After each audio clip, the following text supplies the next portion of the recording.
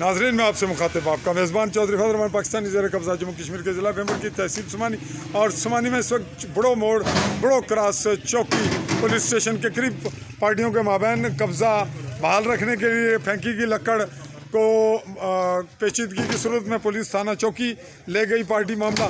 और दूसरी जानब जो पार्टी इस वक्त मसरूफ़ अमल है कब्ज़ा तोड़ने में, ये कब्ज़ा उठाने के लिए मुख्तलिफ़ ट्रालियाँ और मज़दूर लाकर उनकी लकड़ को अपने तौर पर कब्ज़ा ख़त्म करने के लिए उठा रही है। और इसमें पुलिस की कार्रवाई हमारे सामने जो हुई, मैं भी पुलिस थाना गया, पुलिस ने यह कहकर जवाब दे दिया कि मामला अदालत से फ़ैसला हो चुका है और ऐसी नौयत में पुलिस कोई कार्रवाई नहीं कर सकती। तो फिल वक्त ये नौयत है।